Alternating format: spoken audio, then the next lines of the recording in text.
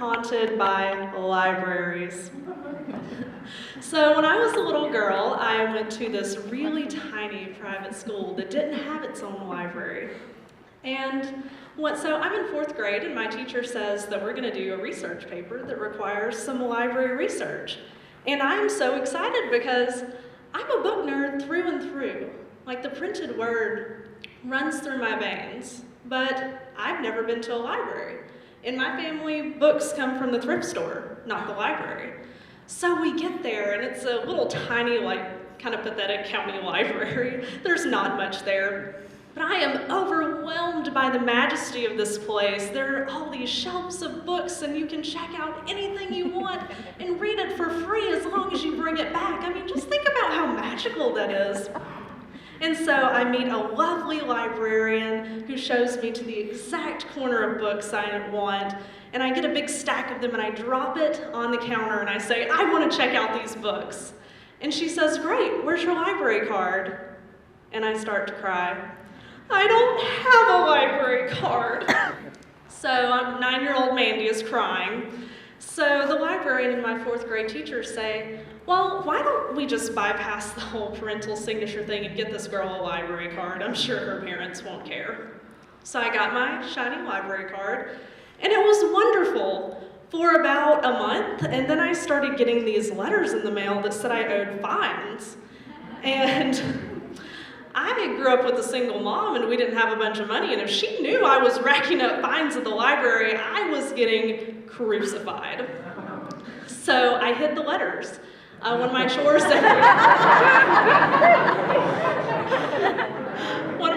every day was to go get the mail, and I would just surreptitiously stick the letters in my pants. And then I would get to my room and stuff them under my bed where the books were already hiding. And I kept thinking in my little kid logic that, well, we went on a field trip to pick up the books, surely we'll go on another field trip to take them back. Well, that follow-up field trip never happened. So I'm an angst-ridden 9-year-old. I feel like a criminal. I'm expecting the Birmingham police to come after me. I'm going to show up on America's Next Most Wanted. I am clearly jailbird worthy. But after a while, when the letters stopped coming and nothing bad happened to me, I thought, oh, I'm good here, okay. So I kind of forgot about it. Until 2 years later, when we were going to move to a new house, and I was tasked with packing up my room, and I unearthed the books and the letters, and I'm horrified because they didn't disappear under my bed. So I stuffed them in a box. When I get to the new house, they come out and go right back under the bed. And I kept thinking to myself, okay, one of these days, we're going to go on another field trip to the library. I'm going to be able to take all this back, and this nightmare will be over. Well, that never happened. So after a while, I kind of forgot about it again, until the summer after my 11th grade year of high school.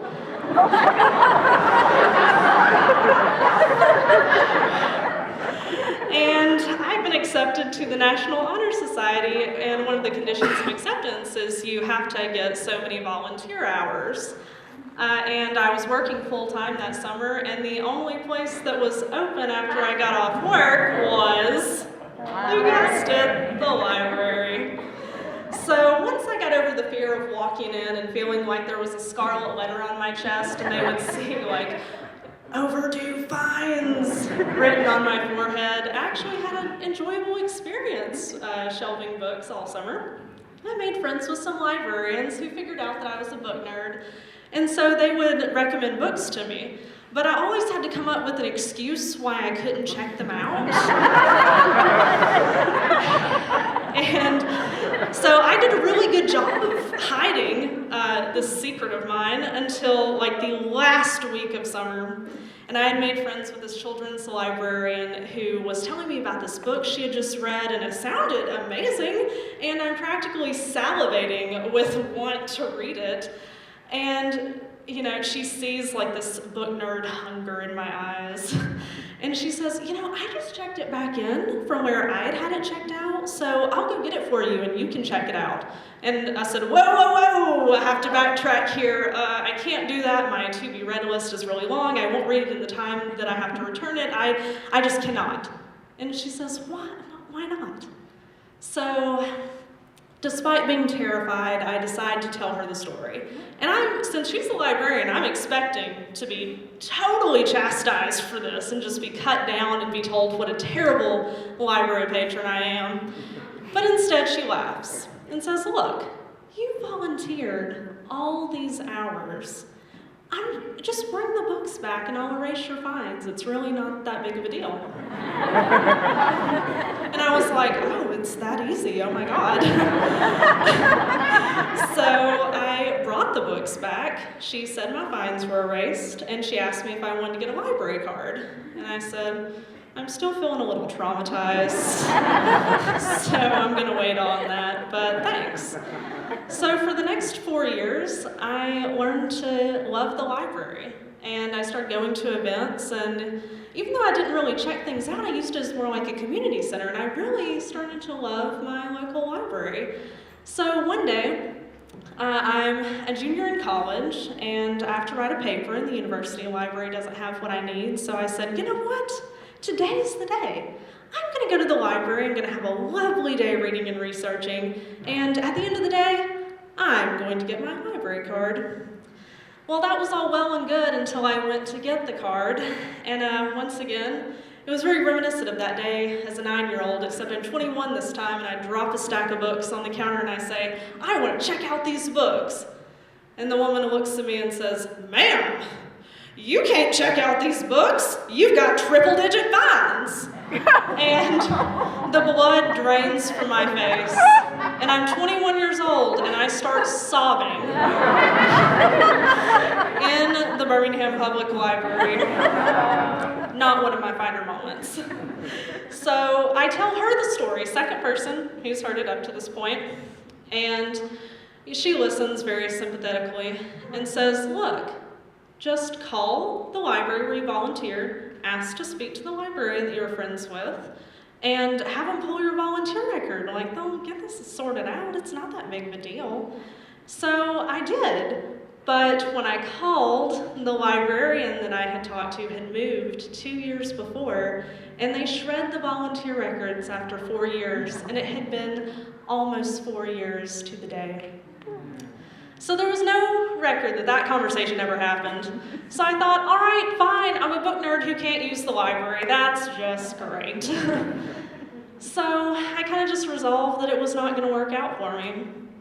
So fast forward to a year after I've graduated college, and I know I want to go to grad school, but I was an English major, and I knew I didn't want to do that for another 2 or 3 years, and creative writing is really not my strong point. So everyone starts telling me, Mandy, you would be a great librarian. Except I can't tell them why I would be such a hypocrite if I did that. So I don't know what to do. It's like a rock in a hard place.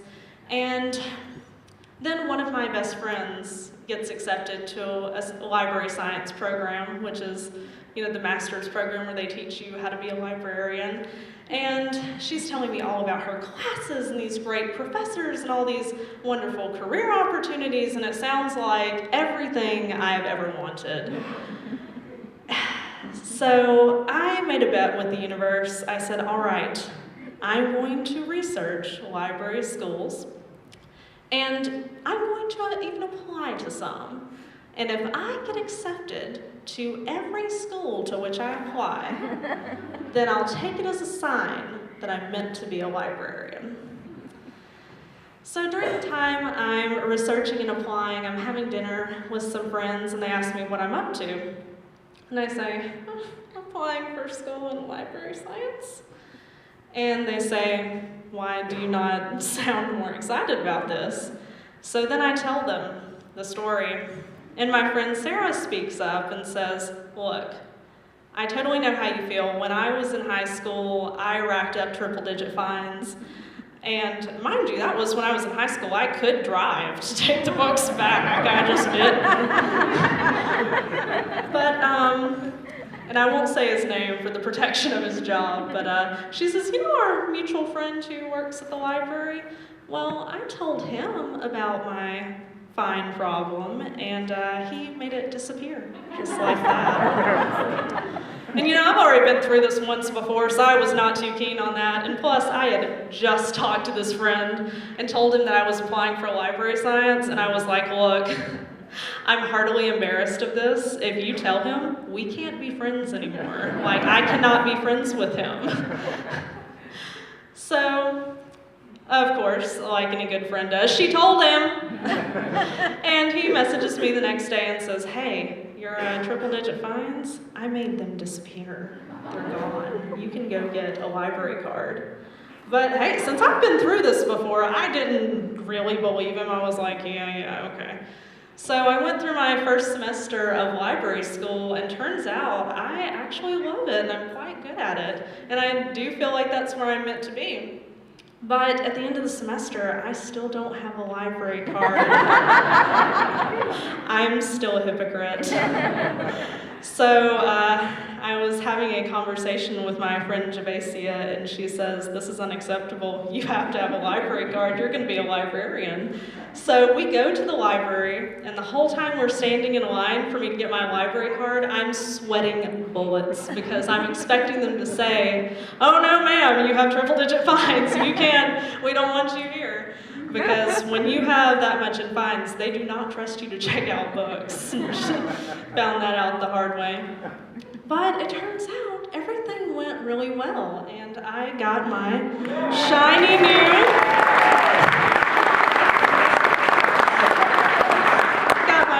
new library card, and I've been using it, and I have not racked up any fines.